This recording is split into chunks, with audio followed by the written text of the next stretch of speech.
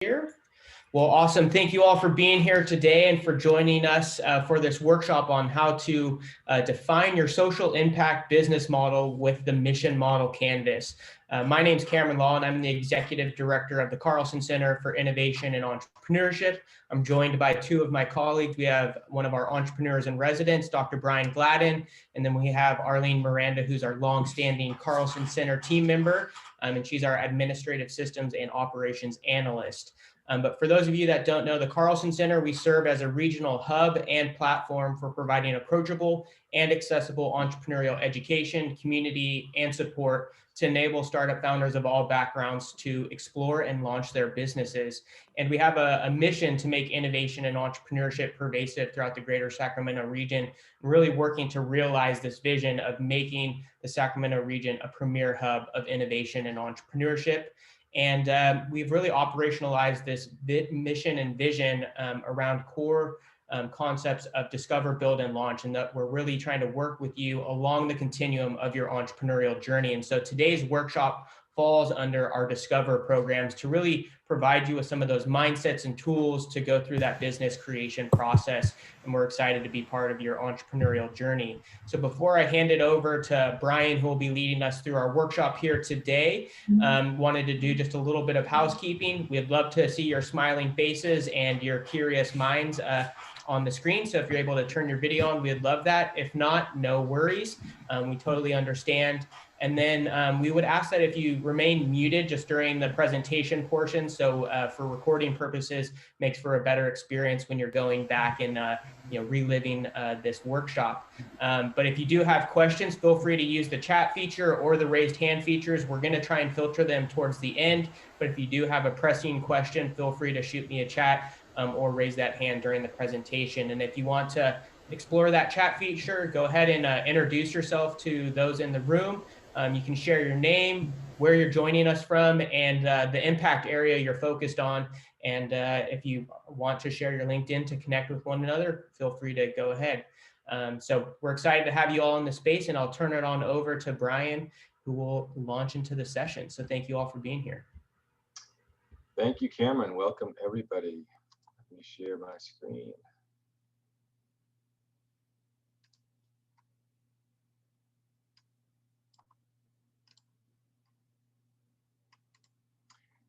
And we will get moving here. So love to see everybody's faces. All right, computer's a little slow here. Trying to move my desktop, almost. And there we go. Hopefully you guys are seeing it correctly. All right, get my trusty annotation tool. Boom. All right, welcome to Mission Model Canvas, and really your social impact business that you're hopefully creating or have created or want to create. And what we're going to talk about today is your mission-driven business and how to make the most out of that, your social impact that you're trying to create, and really what goes into creating a business model for social impact versus a normal for-profit private enterprise that has many different components versus a social impact mission-driven business. We're going to look at the beneficiaries, buy and support, deployment, impact measurement today. And these are some key things in the mission model canvas that you probably heard about or you wouldn't be here, and hopefully get some more deep dive into that tool today. So mission-driven business, really, what are we talking about? Well, we're talking about firms who want to do good in the world, right? Social innovation and mission-driven firms kind of hand in hand. So what does this mean? Well, mission-driven companies, we just here with me kind of believe that it's possible to have a positive impact on a social or environmental issue while considering all stakeholders and staying committed to product development, profit, social responsibility, and sustainability. So those last couple things are a little bit unique to a social impact business versus traditional business. So a lot of larger firms now are getting into social responsibility, which is great. Let's try and do good, right? The triple bottom line, people, planet, profits, and also sustainability. the biggest difference with a mission-driven business is that your goal is to do something good in the world, not just make money.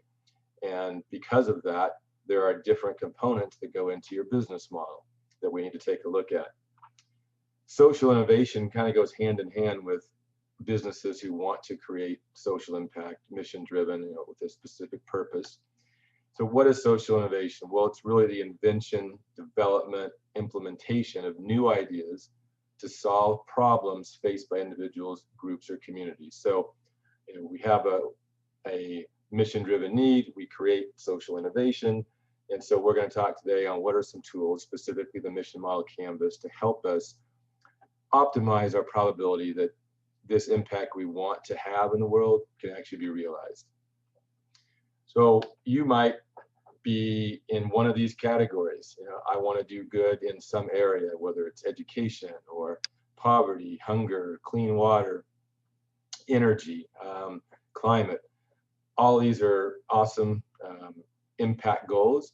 And these 17 goals here are from the United Nations. These are the Sustainable Development Goals. If you go to their website, it has lots of details behind them. So usually some sort of social impact business will fall into one of these, and maybe you have several areas you impact, which is great. And to do that, we want to make sure that we are actually creating a sustainable impact. So if it's climate, how do we do that? And it's really difficult to create some sort of massive impact in your community or the world by yourself. So a little different than a private business where you might just be able to make a good living with a small customer base. When we talk about social impact, we actually need to talk about scaling that up, and we're going to talk about that today. So social impact business models. We'll talk about the mission model canvas. So if you have been with us in any of our previous workshops, you might know that we use the business model canvas or the lean canvas we talk about. And this is really the starting point, the business model canvas, created by Strategizer, Alex Osterwalder, actually the creator of this. And this is the normal tool that business schools, a lot of the Fortune 500, even small, hopefully mid-sized firms are using these tools. But your business model in general is how you create, deliver, and capture value. And on the left side, we kind of have the business, what you do and how you make things. And on the right, we have the customer side. And there's 9 elements of that business model: how we get things to market, how we make money, and then our thing that we create here is in the middle of the value proposition. But for a mission-driven business, a few of these components really don't jive, right? So we don't have customers. So if we look at the mission model canvas, it looks very similar, but you'll see these 5 things circled in red are different than the business model canvas. These side over here is all the same, but instead of customers, we have beneficiaries. Instead of relationships, we have buy-in support. Instead of channels, we have deployment. Instead of revenue, we have impact factors and mission achievement. And instead of cost, we have a little bit additional here. We have our budget, right, which could be grants and things like that. So the budget one is not that much different. We're actually going to focus on these 4 just due to time and the differences that you'll see when you do your business model. So taking a little bit deeper dive into the mission model canvas, the first one we really are going to take a look at is beneficiaries. So when we talk about starting a new business, defining your business model, the 2 most important things are the customer and the problem they have, right? So, and if there's no problem, then nothing else matters in your business model because you're not really providing any value for somebody. So when we look at customers, we try and define problems. What's our solution? How is it going to solve that problem? Their job to be done. But when we have a mission-driven business, we actually have many stakeholders or beneficiaries, not just one customer segment. So we want to look at the function. Who are the individuals that you're creating value for? What do they do? How do they play in the ecosystem?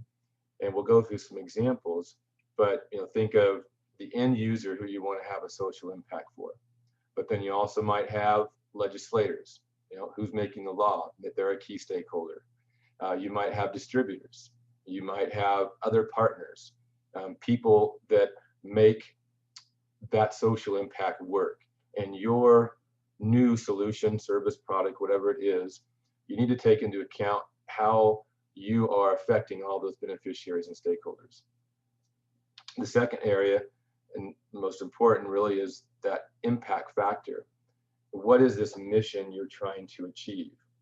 And we really want to understand, how do we measure that versus profits and bottom line revenue and margin? We really don't care about those things in a mission-driven business. We care about what is the impact we're having: climate, hunger, literacy, right? How do we do that? So we're going to talk through those. And for each beneficiary group, you need to know what matters to them. How do we measure the impact to those beneficiary groups? The third one is deployment. So when we think about normal for-profit business, it's about channels. How do we get our product or service to the end user, the customer? Brick and mortar store, the internet, right? Distributors. But when we talk about a mission-driven business, it's more about deployment. How do we get this thing that's going to create social impact to the masses? And what will it take to deploy this minimum viable product to widespread use, not just early adopters? And what constitutes a successful deployment? The last one has been buy-in support. Not a lot different than customer relationships, so we'll only spend a little bit of time, but for each beneficiary, how does your team get buy-in from them? Getting buy-in from a legal legislature is much different than getting buy-in from a local partner for distribution, right? So all those things you have to take into account. So let's look at a couple of examples first to kind of wrap your head around this, and then we'll dive a little bit deeper into each section. This is a little bit of an eye chart, but it's a real one. So Steve Blank and Alex Osterwalder created the mission model canvas coming out of the business model canvas.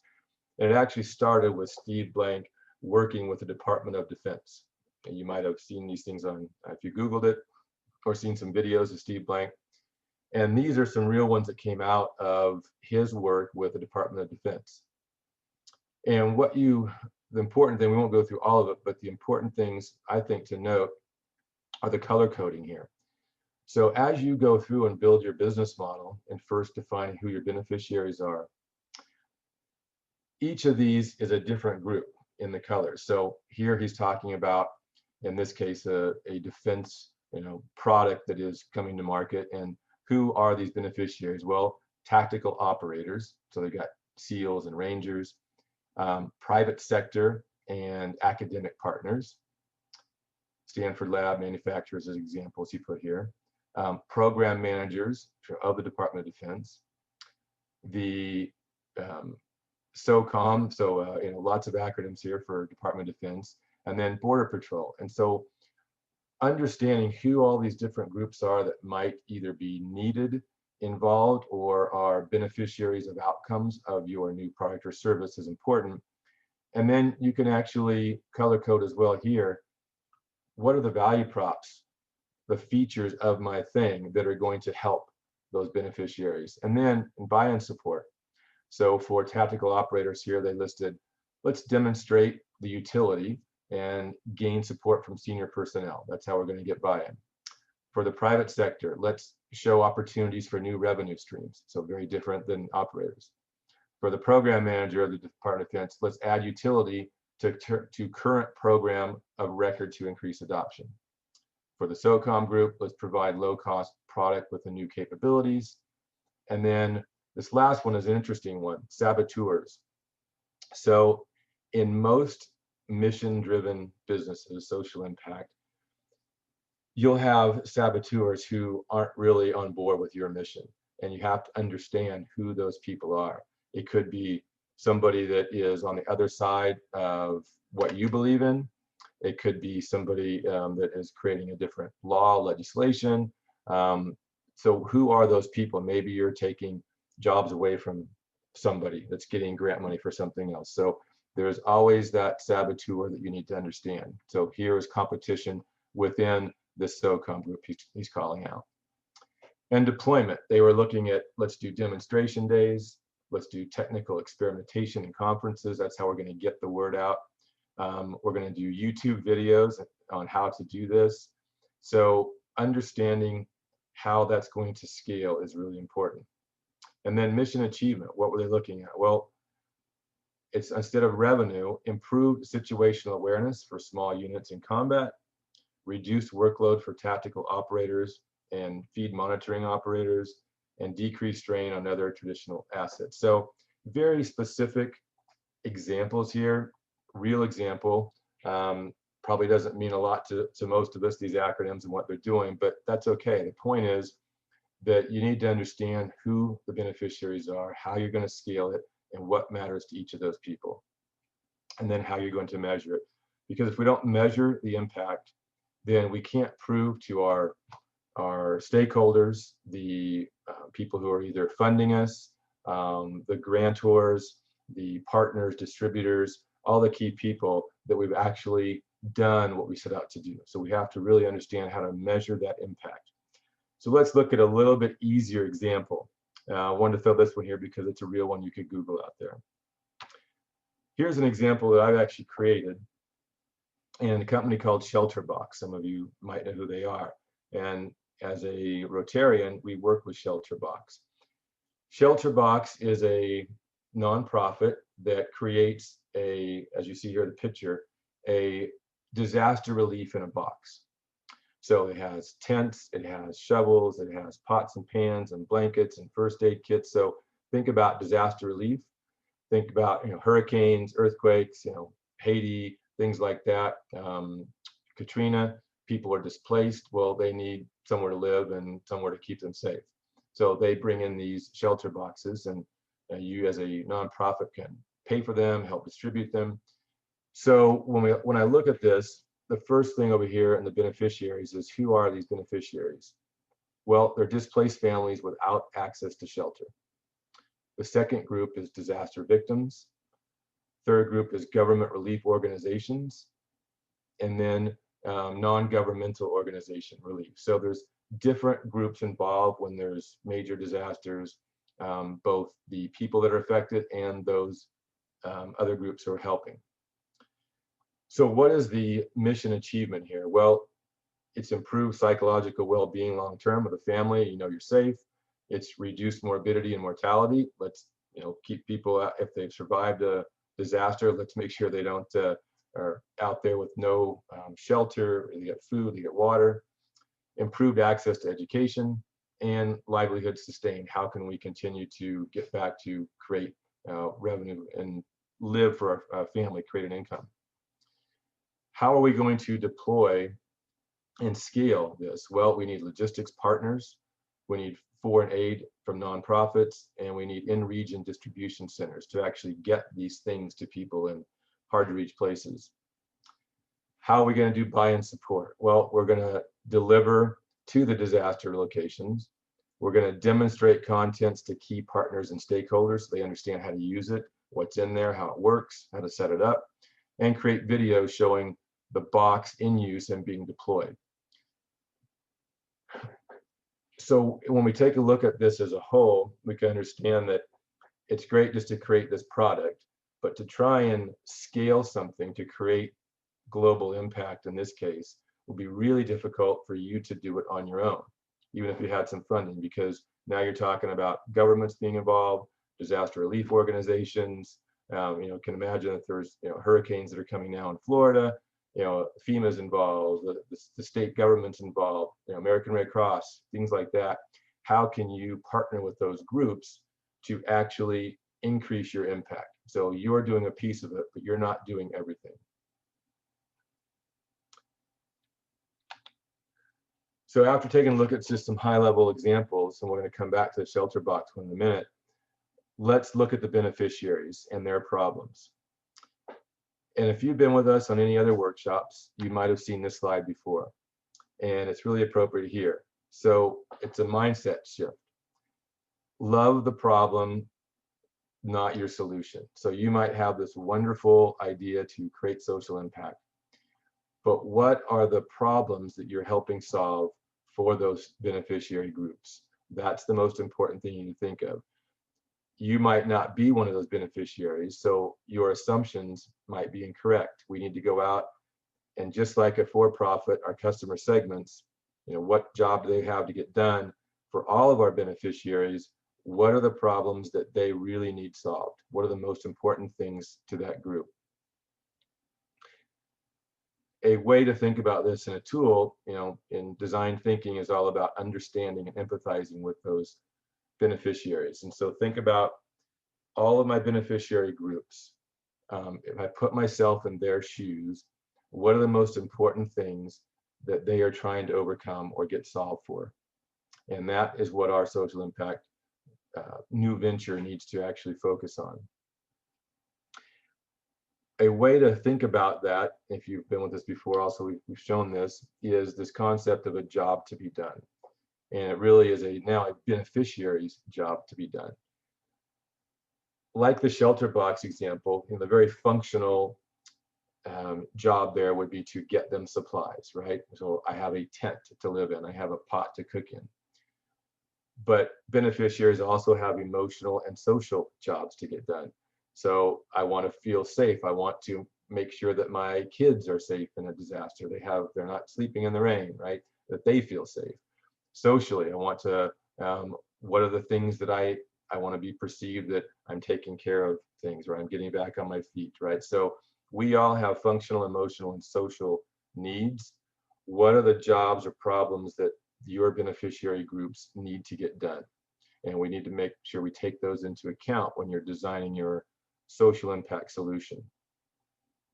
A tool that can help you understand better your beneficiaries' needs is the value proposition canvas. It's a layer underneath the mission model canvas. And we, again, have talked about this in our toolkit series if you've been with us. And it's no different for beneficiaries in a social impact venture. The only difference is we usually are going to have several beneficiary groups that we've talked about. The value prop really takes the value proposition here in the middle and your beneficiary group and highlights them so that you, as the social entrepreneur, can really understand your beneficiary groups better. What jobs are they trying to get done, problems? What are the gains they need to have happen or want to have happen? What are they worried about, their pains and fears? And then whatever this social impact thing you're creating, product or service, what are the features of it that are going to help this beneficiary group overcome those needs? And when you do your value prop canvas to better understand your beneficiaries' needs and jobs, do one of these for each beneficiary group. Each of your stakeholder groups, do a value prop canvas. Don't try and fit it all into one. So if you have 4 different beneficiary groups, make 4 different canvases. So your distributors and partners might have a very different need than the legislature or a governmental agency you're working with, as well as then the end user, right? The displaced family has a very different need versus an NGO. And here, focus on many of the different stakeholders within each group. So purchasers, influencers, decision makers, contractors, policymakers, which is a big one usually for social impact, and the last one, saboteurs, which in a for-private enterprise, we usually don't think of saboteurs, right? We think of competition, but here that could be a competitor. Again, it could be somebody who has a different way of thinking. Think about, you're doing something with gun control or climate. Well, someone might be on the other side of the fence of whatever that topic is, right? So how are people going to try and limit you or inhibit you from making your impact at scale? So I've made an example of the ShelterBox with the value prop canvas. So let's take a look at this. And remember, we have many different stakeholders if you think back to the ShelterBox mission model canvas, but the main one is the families who are displaced, right? So here is just a picture of a displaced family, disaster response. This is the beneficiary group for this value prop canvas. So when I think about them, what are the main jobs they want to get done? Well, they want shelter for their family. They want access to food. They want blankets or clothing, keep warm, and they want clean water. Probably many more, but high level. What are some positive gains they hope to have happen if these jobs get done? Well, you want the ability to cook. You want warmth for your family members. You want to be free from insects. You'd love a waterproof shelter. What are some worries and fears you have if you don't get shelter or food or clothing or water? Well, you don't have any money to pay for these goods. You have no way to transport goods to where you're at. You have a lack of safety at night. You have a lack of tools. And you maybe have the inability to set up a tent. Maybe you're injured, or you're just not somebody that can do that, right? Not physically strong enough. So ShelterBox looked at these needs, gains, and pains, and what do they do? Well, they created this box that has all these things in it. What are some of these gain creators inside this box? Well, the first is a tent. Basically, a 6-person tent is inside this box. That's going to help them, obviously, with shelter and warmth and being free from insects and having a waterproof shelter. There's actually blankets in this thing. And there are pots and pans. So these things here map directly to these potential gains that they want and the jobs to get done. It also has in there some solar lights. So at night they feel safe. You have, whether it's from other people or animals, you have tools, shovels, saws, hammers, tarps, so that you have now the ability to either set this up or to take care of yourself. And most importantly, logistics. So it has partners and NGOs and distributors that actually bring the boxes to the displaced people for free. So you don't have to pay for them and you don't have to transport them. So now we have a fit, a problem solution fit between your social impact idea and venture and a beneficiary or stakeholder group that you're trying to help and impact. Do one of these for each of your beneficiaries and really focus on the most important aspects of your business model. So the second area is buy-in support. Not a lot of time spent here, but if we look at the buy-in support area, very similar to relationships in the normal business model canvas, but a little bit different. So for buy-in of beneficiaries, the question is, whose buy-in is needed in order to deploy the product or service? So that's the first one, right? How do we get this thing deployed? And it's just not, a store, because that doesn't have a lot of social impact, right? You're not scaling it. So do we need policy creation? Do we need procurement in different groups? How do those beneficiaries buy into this? Is it, could be a mandate, could be legislation, right? Is it a user's requesting this of somebody? So how do we deploy this thing we're creating? Then once it's deployed, how do we support and maintain long-term these relationships and keep in touch with all of our stakeholders and ecosystem so that they're bought in and there is support long-term, right? Otherwise, your social impact won't be sustainable if we don't have this ongoing support and maintenance. We'll move on to deployment. So deployment and the last one, impact, are a little bit more important here and different. So when we think of a normal for-profit business, we talk about channels. We talk about how do we get our products and services to the end user.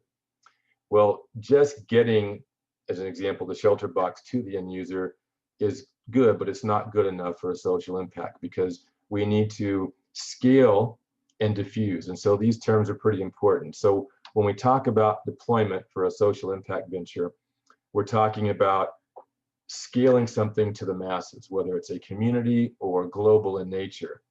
And so that deployment at scale we talk about is diffusion. How do we diffuse this cause or the thing you're creating for good to the masses? So think about it from this perspective, from just distribution to deployment. What will it take to deploy the product or service from our current minimum viable product to widespread use among people who need it.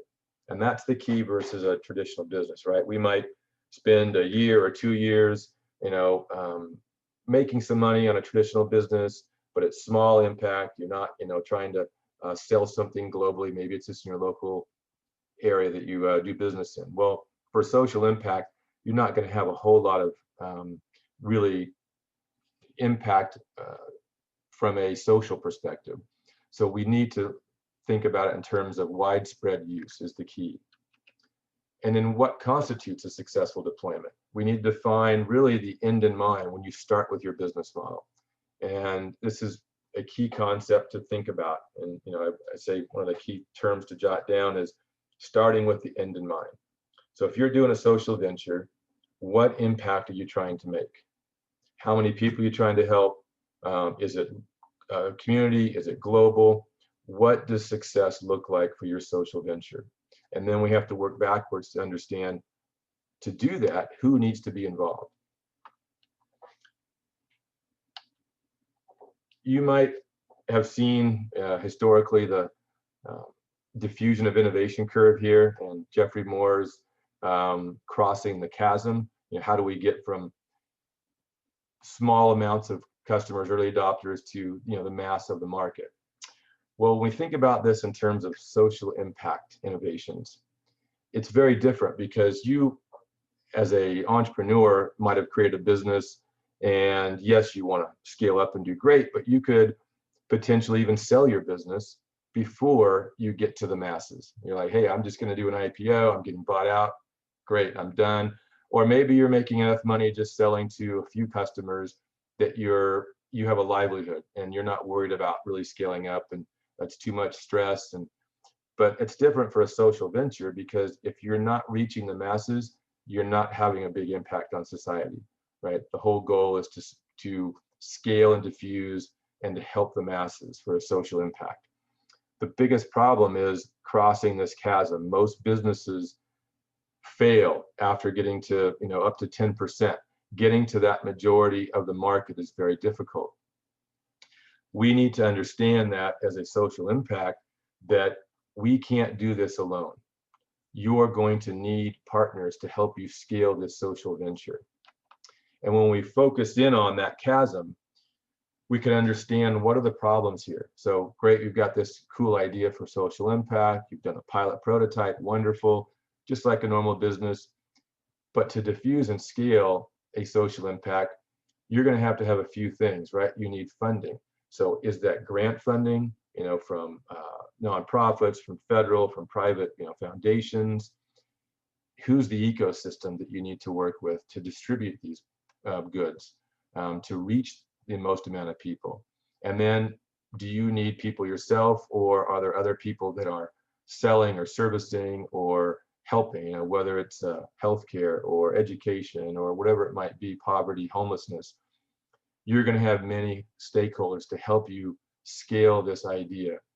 And you need to start with that end in mind, so that you can work those partners into your ecosystem, those beneficiaries, from the ground up, because you need to know what's important to them so that you can scale this thing once it's ready, versus a traditional MVP business and you'll slowly be able to get product market fit. That's not what we're shooting for. So impact measurement, we do all this. How do we know that it's going to work, or that we made an impact? And we have to start with that end in mind. Theory of change, we don't have time today to go into it, but you might want to write that down and Google it. It's all about, what is the impact I want to have? How do I create change in the world? And to do that, we really need to understand, what is our goal, and what factors do we need to measure so that we can prove that we're making an impact. So mission achievement is the value you're creating for the sum of all the beneficiaries, the greater good, not just one of the beneficiaries.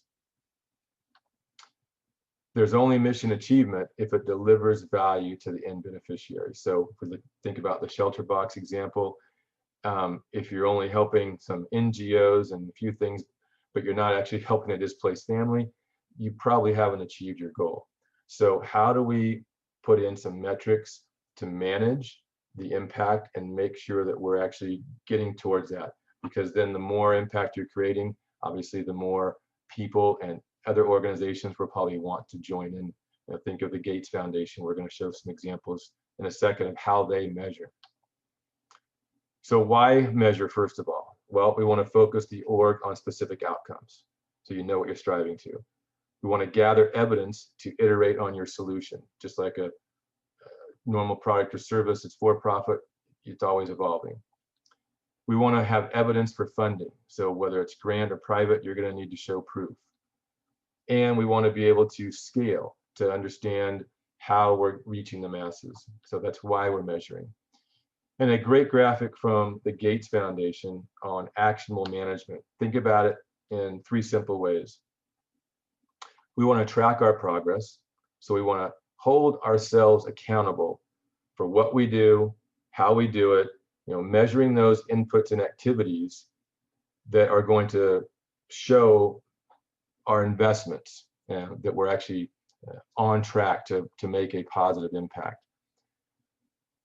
We also want to inform our strategy. So we want to go out and test our assumptions, just like we talk about traditional business, track our achievements, by measuring our outputs. And that is going to help tell us internally, are we on track? Are we succeeding or failing? So, your strategy is always evolving, strategic planning. And then we want to contribute to the greater good, right? To the field of people that are also like you, like-minded folks in accomplishing a shared goal. Shared outcomes, collaborating with partners, the populations you're serving. We want to make sure that we can prove that we're actually helping them. So then what do we measure? Start with your purpose statement and focus on your outcomes and impact. So what is it you're doing, right? What's your purpose, your vision for this social venture you're doing? We want to have observable, specific, and measurable changes that we can quantify, an actual impact on someone's life. And so we're going to go through an example of maybe some ones that aren't really that impactful as far as metrics. So the first thing is inputs. What resources do you have that are invested in this? The next is, what are the outputs? What are the results of those activities? But that's not enough. Then we need to look at, what are the outcomes? What are the changes in conditions for your stakeholders and beneficiaries? And then lastly, what does that mean? What's the impact? What are the long-term changes in human well-being and the environment from those outcomes?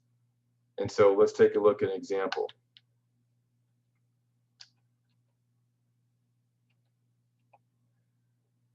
So impact metrics and best practices. Simple, observable, just use 1 to 5 metrics, otherwise you're going to get too inundated. That how we show lives impacted. We want to directly relate this to your organization's purpose and mission, and look at some industry standards. We want to have trackable within the organization. Everybody should know what you're focusing on with the end in mind, and it's regularly reviewed inside your organization.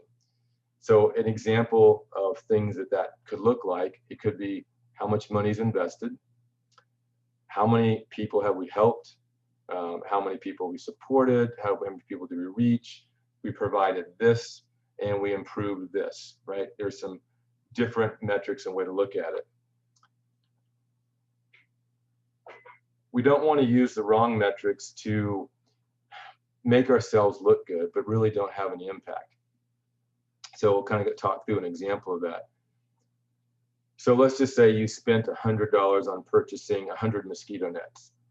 That's great. Those are the inputs. $100, 100 mosquito nets. But that really isn't going to tell you made an impact. The outputs of that, you could say, well, we distributed 98 mosquito nets to families in a certain area. Okay, those are outputs. What are the outcomes? 75% of the families installed and used the nets correctly, resulting in 50% drop in malaria cases. Awesome. What was the impact long term? Regionally, childhood mortality rates due to malaria halved over a 5-year period. Those are impactful metrics. So understanding that just saying we bought $100 in nets and got 100 nets is not the impact. It's what did those things cause over time, right? And the outcomes is great. This is more, longitudinal data. You obviously need a little bit of runway to show impact, but at least you can say here, yeah, we gave 100 nets out. Okay, well, did everybody install them? Do they know how to use them? Did it actually do anything? And so that outcome is really that first step, and then hopefully long-term, what's the impact? So here, kind of wrapping up, is an impact example, Feeding America, a real example. Their vision, is an America where no one's hungry, right? That's their purpose, vision, values. And so from that, their measurement of inputs and outputs. Look at feeding. So we fed nearly 5.2 billion meals to people. Over 2 billion pounds of food received. Okay, they received food, they fed people. They nourished over 50% of network members engaged in healthcare partnerships, and 72% of food distributed by the network is promoting good health. Okay. You as a donor helped empower network members, and nearly 50% of network members engaged in ending hunger. Okay, wonderful. We helped unite over 1.2 million people of Feeding Americas through social media. And then we helped connect, we got $240 million in grants. So here are some of the inputs and outputs, but that's not the impact. So when they look at impact, 4 billion pounds of groceries were rescued from going to waste. 1.8 billion pounds of fresh produce were distributed to families, and over 573 million meals were given to people. So when you think about inputs, outputs, outcomes, and really long-term impact, that's how you need to think about your social impact venture, and start with the mission model canvas so you can better define your beneficiaries and the impact you want to have with the end in mind. So you can get those stakeholders and key people involved from the beginning so that you can get that scale and diffusion and really reach the impact you want to reach.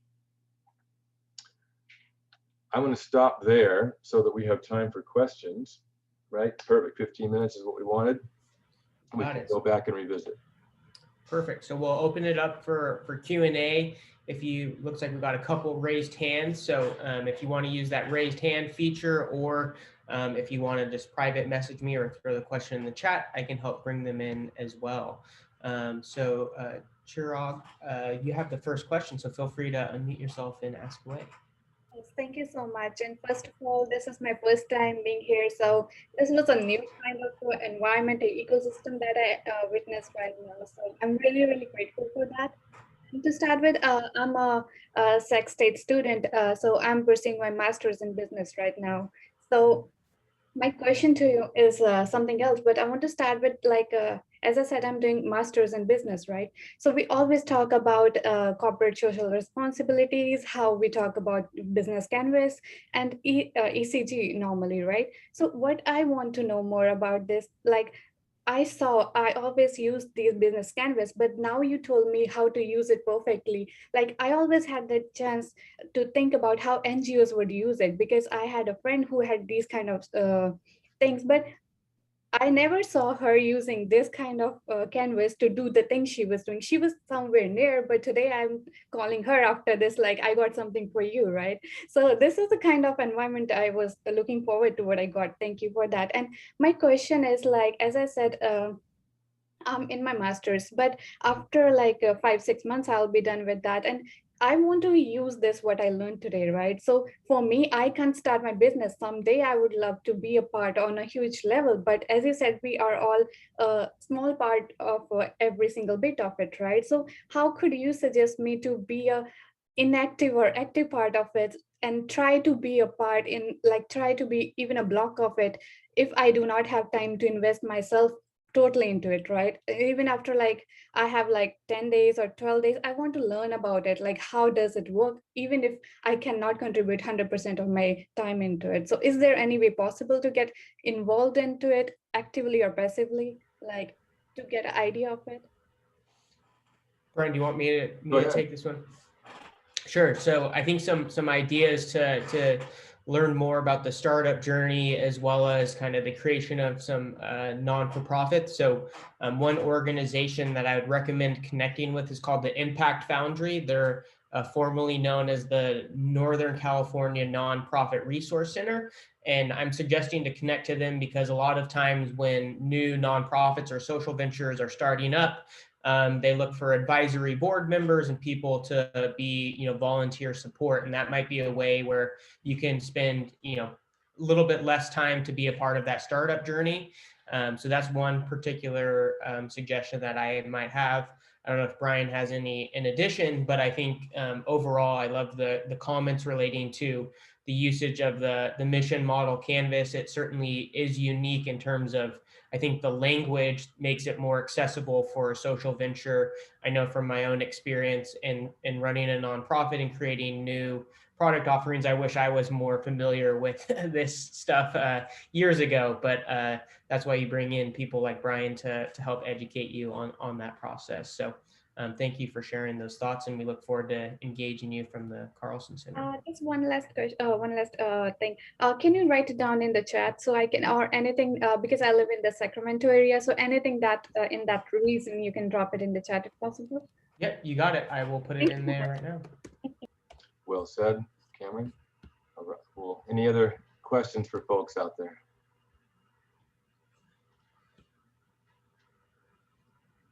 If you want to throw it in the chat, or you can use the Tiffany. It looks like you have a question. Yes, can you guys hear me? We can. Yes.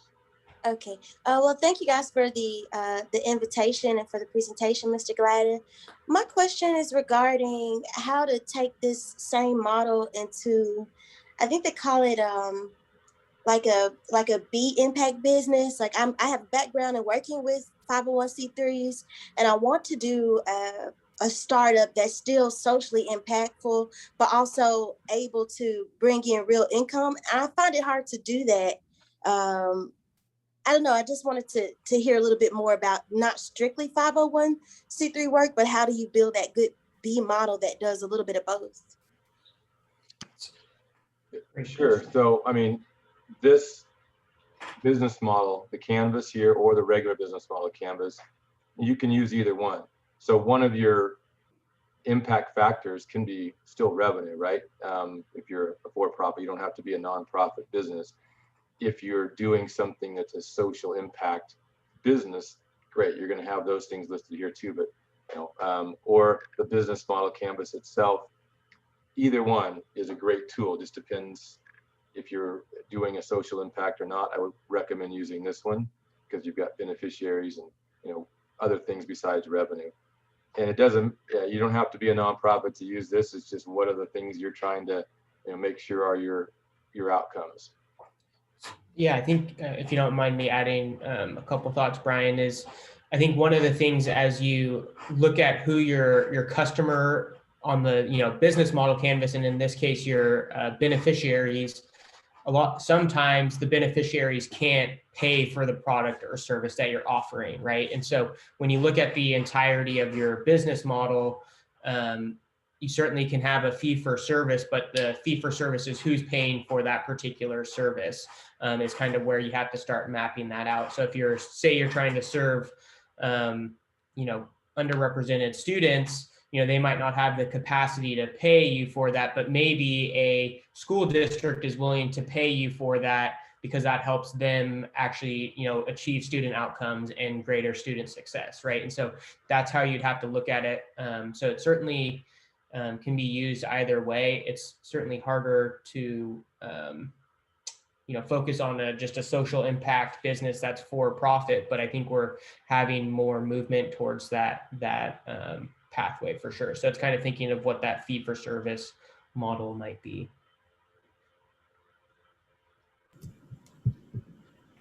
Did that answer your question, Tiffany? Is there any? Oh, yes, it did. Thank you very much. Yep, of course.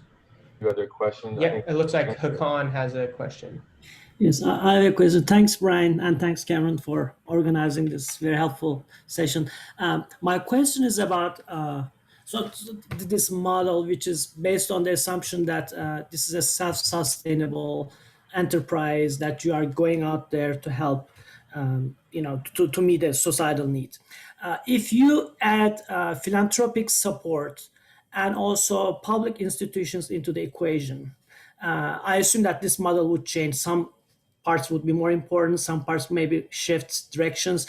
So what I mean is that instead of going out there as a startup, like you get some philanthropic support to help out some basic needs in the society, but then you eventually want to become self-sustainable. So how would the model change if you add those parameters to the model? Yeah, I don't see it changing at all. So think about the details you just talked about would either be one of your beneficiary groups or it be one of your partners. So whether it's the funding, it's legislation, it's schools, it's whoever it is, they're either a partner or they're a beneficiary in that case, right? Helping you deploy and create this thing. You're just talking about scale, how big and wide this thing is you're trying to create. Doesn't matter what industry you're in, you still have to document your business model. So the business model canvas or the mission model canvas, if you're doing a social venture, helps you document how you're creating, delivering, and capturing value. And that's really what you want to understand. The details behind this, you might have a lot more difficult. You're talking about a pretty big type of undertaking. So you're just going to have more pieces, much more difficult than some smaller impact. But the model itself, there's nothing else that's missing. You just have to understand what's the scope and how difficult is it going to be to actually achieve what you want to do. Thank you. Yeah, I think one thing that a thought that came to mind as you talked about kind of philanthropy is maybe that's the mechanism of just like the initial startup investment. So maybe to get the venture started, to maybe ShelterBox's example is, in order to get the first one developed, they needed an injection of philanthropic capital to get them started. But then other than that, that was kind of a core component of the business model, is more that fee for service of actually selling the boxes to disaster relief type of organizations. Right. So kind of like here, right? We didn't talk too much, but kind of thought it was a given. But your mission, your budget, how are you getting that funding? Right? Is it a grant? Is it private? Right. So now you're talking massive scale, and does that change over time so that you sustain it? So you're going to add continually pieces to this business model, right? Maybe you have the startup costs and you have sustaining costs and how you're going to fund those things. But the elements don't change. It's that detail that's going to continue to evolve.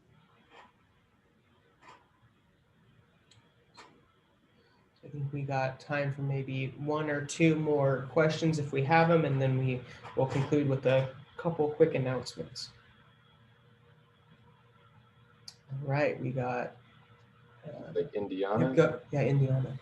Hi, good afternoon, everyone. Apologies for turning my video. Do you mind if I ask you just to speak up just a little bit? Oh, sorry. Yeah, Apologies for not turning my video on. So I'm joining you from the University of the West Indies in Kingston, Jamaica, Mona School of Business and Management. So really good presentation. I came in a little late, but I was quite enthralled by the addition of the saboteur in the presentation, which I don't usually see. And to be honest, I don't think I really think of that role much when we're factoring, what to think about for success. With that brought up, how do we, and I don't know if this is something you can address, how would we approach or try to win over that person, agency, whatever form they may take? Great question. Yeah, great question. So I'll answer it a few ways. The first is, you might not have to win them over, but you want to understand at least who they are, right? So that you know what to look out for. Again, think of gun control, and I'm on one side of the fence, you're on another. Maybe you're doing something to get, to change the law or something, and so you might have someone who's completely against you. There might not be anything you can do to win that person over, but you just need to identify who basically the saboteur, and this, almost like a competitor is, who is going to throw up roadblocks or doesn't agree with what you're trying to do. And it doesn't mean you're going to convince them. It just means you need to understand how to deploy your business, understanding those issues that might pop up, right? But hopefully it's not, that drastic, and you can create champions within whatever organization that is, that, someone else in an organization, one person might be a saboteur, another person might be a champion. So you just need to identify, how are things being done now? How does that social impact being solved for? And maybe you're taking funding from someone, that could be a saboteur. Well, I do that better than this new person wants to do that. So they're gonna, not want you to get that money, as an example. So I'd say first, just identify it. Maybe you can win them over, but you don't have to. So I love that. It also makes me think of, I think you see the saboteur as part of, like, some impact areas are really complex, right? So the concept that comes to mind is like around homelessness, right? You can approach that from a mental health lens. You can approach that from a housing lens. And as Brian was saying, say you're from a city lens and trying to do an impact initiative or some sort of spin out, that's like, oh, that might be my budget that I'm working with. But if you're able to articulate to that saboteur that instead of throwing that roadblock up, that you actually achieve the outcomes that you're both working towards, right? And so that's really understanding that end in mind, as Brian was saying, that will help to alleviate some of that pain that the saboteur might be able to bring into the conversation, right? So it's, in a way, I think of it, how do you reduce the friction that person or group of individuals might have in the overall movement of the impact that you're trying to create. And so it gives you language to understand where that might be coming up. Yep, great job. Great question. Thanks. Excellent feedback. Thank you. Awesome. Well, I think we're at about time, so I will finish with some last, we have some events coming up, so want to make sure we share that. But to start, thank you all for being here. We are so excited to have you as part of the workshop. Thank you, Brian, for another tremendous informative session. So we will be sharing the recording of this, as well as PDFs of both the slides as well as the mission model canvas, so you can start to tackle defining your own social impact business model. If you want continued support, you're more than welcome to reach out to us at the Carlson Center. We have a wealth of resources on our website, and we also do office hours, and we do those virtually. I also threw in the chat, if you're a student here and part of the Soul Leadership Initiative, you can sign in and get credit for that. We are also running another workshop in 2 weeks on transforming your organization's culture, and really looking at, with that, is how can you create a culture around innovation and defining that culture. And then we are also launching another one of our virtual entrepreneurship toolkit series. It's a 5-part series. We go through the lean canvas. You got a taste of the value proposition canvas, and we also are bringing in a number of key guest speakers. So that will start on August 4th and run through September 1st. Again, completely free and virtual, so we'd love for you to plug in there. And then we have 2 additional resources you can plug into, which are the Lean Innovator, which is a cohort program that is an application-based, and that one is particular for Sacramento area companies. And then 4th Wave is a female-led technology accelerator that we would love to have you apply. Those applications close July 14th and then July 11th, respectively. So we'd love for you to plug in further to the Carlson Center, and we are so excited to have all of you and working towards your social impact. So thank you all for being here. Thank you, Brian, for the workshop, and we look forward to sending these resources your way. Have a good one. Thanks. Thank Bye-bye. you. Thank you all.